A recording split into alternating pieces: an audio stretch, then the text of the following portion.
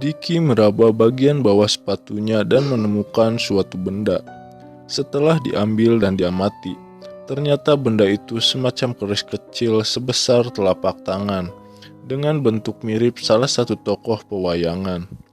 Tetapi kami tidak mengetahui bentuk tersebut tokoh siapa.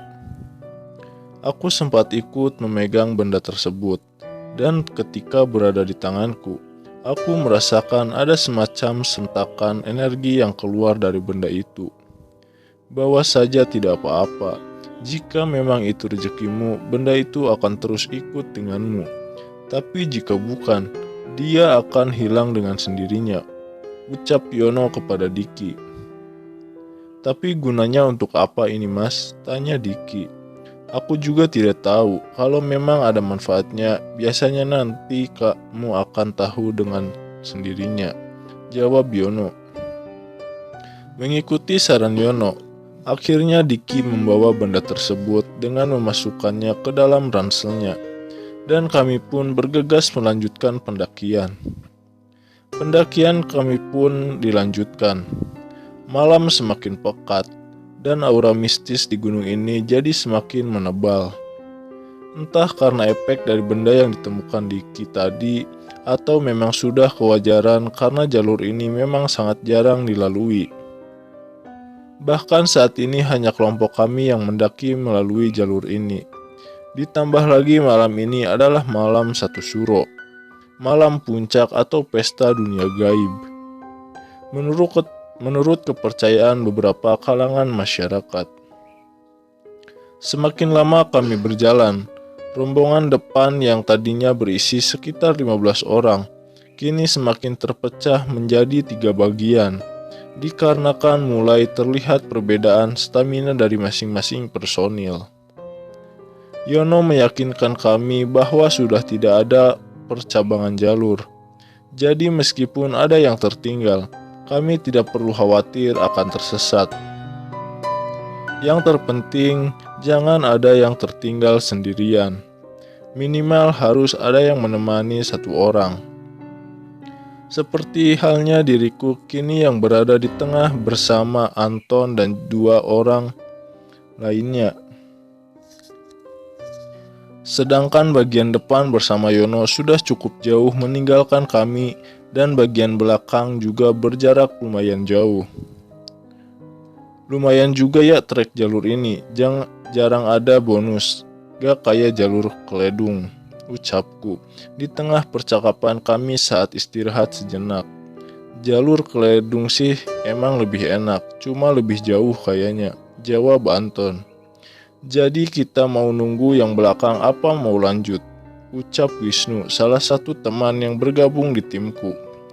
Kalau dirasa cukup istirahat ya mendingan lanjut aja sih. Takutnya kelamaan. Kalau kita nunggu, tar malam jadi ngantuk. Menurut kalian gimana? Ucapku. Mereka semua menganggukkan kepala tanda menyetujui pendapatku. Saat kami hendak beranjak, lagi-lagi kami kembali mendengar alunan musik gamelan. Kali ini suaranya terdengar lebih jelas, seolah berada tidak jauh dari tempat kami. Kami berempat saling pandang. Mungkin kami memikirkan hal yang sama, yaitu suara gamelan ini bukan berasal dari salah satu desa di kaki gunung ini, karena kami sudah berjalan cukup jauh.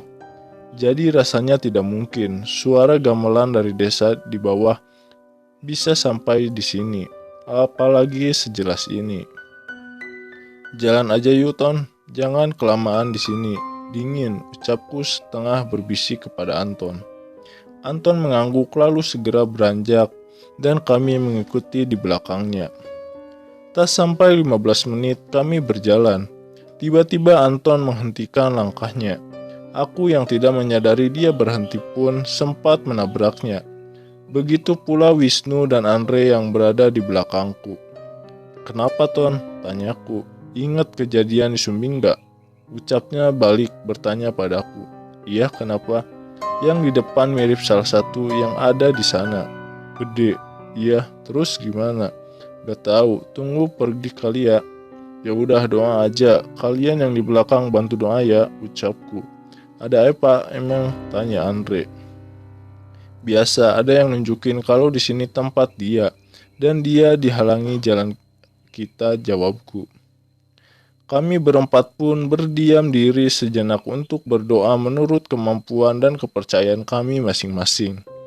Kami hanya meminta dilancarkan perjalanan kami dan dijauhkan dari segala mara bahaya, baik dari alam maupun dari makhluk lain. Udah gak ada, ucap Anton beberapa saat kemudian. Ya udah lanjut yuk, jawabku. Kami pun kembali melanjutkan perjalanan. Selepas dari sapaan salah satu penunggu Sindoro tadi, aku merasakan kini kehadiran mereka semakin banyak. Tapi mereka hanya muncul di sisi jalur pendakian saja. Tidak ada satupun yang menghalangi seperti yang sebelumnya. Aku memang tidak bisa melihat dengan jelas bentuknya. Paling hanya berbentuk kabut tipis menggulung atau bayangan samar membentuk siluet tipis seperti badan manusia atau hewan. Tapi aku sangat jelas bisa merasakan jika mereka memang hadir di sini. Gantian depan, Hen, ucap Anton sambil nyengir padaku. Lihat apaan lu, Ton? Jawab sambil tertawa kecil. Aku tahu betul kalau saat ini Anton sedang melihat jelas penampakan mereka. Berbeda denganku, Anton memang terkadang bisa melihat dengan jelas penampakan makhluk gaib, bahkan dalam bentuk-bentuk yang menyeramkan. Banyak banget, ngeri, bisik Anton padaku. Ya udah, kamu di belakangku, tapi masih sanggup kan, ucapku. Gas, suhut, sok berani. Kami sebetulnya bukan kaum pemberani yang mampu melawan munculnya makhluk gaib. Jujur saja, kami sama-sama penakut. Tapi karena kami saat ini dalam satu rombongan, maka rasa berani bisa muncul dengan sendirinya. Mungkin karena faktor gengsi atau bisa juga karena keyakinan kami bahwa bisa saling menguatkan ketika bersama-sama. Sambil terus mengayun langkah, kami terus mengobrol untuk memecah kesunyian, sekaligus mengusir rasa takut karena kehadiran makhluk-makhluk penghuni Sindoro ini. Semakin lama menjadi semakin tidak terkendali saja. Awalnya kami berempat masih saling sahut dan tertawa ketika berbicara. Tapi lama-kelamaan tinggal 3 orang yang mengeluarkan suara. Salah satu dari kami tiba-tiba terdiam. Aku yang berada paling depan memang tidak pernah menoleh ke belakang ketika berjalan. Cukup mendengar suara dan langkah mereka, aku sudah cukup yakin bahwa kelompok kami berempat masih utuh. Ketika aku menyadari tinggal 3 orang yang saling sahut, aku pun berhenti dan melihat ke belakang. Ternyata Andre yang tadi posisinya berada paling belakang sudah tidak ada di tempatnya. Andre mana? Tanyaku. Seketika Anton dan Wisnu juga ikut menoleh ke belakangku. Lah, tadi di belakangku, kenapa tiba-tiba gak ada? Jawab Wisnu. Kami bertiga berteriak memanggil Andre, tetapi hanya kesunyian yang menjawab kami. Kayaknya kita harus turun nyari Andre. Bahaya kalau dia sendirian, ucapku. Ya udah, kita cari Andre ke bawah, jawab Anton sekaligus menanyakan kondisi Wisnu. Masih, ayo cari Andre dulu, takut ada apa-apa, sahut Wisnu. Kami bertiga pun turun menyusuri jalur yang kami lewati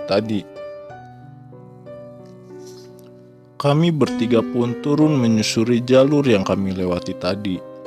Tapi hingga hampir sampai di lokasi saat kami beristirahat sebelumnya, kami belum menemukan Andre. Aku merasakan ada suatu kejanggalan di sini.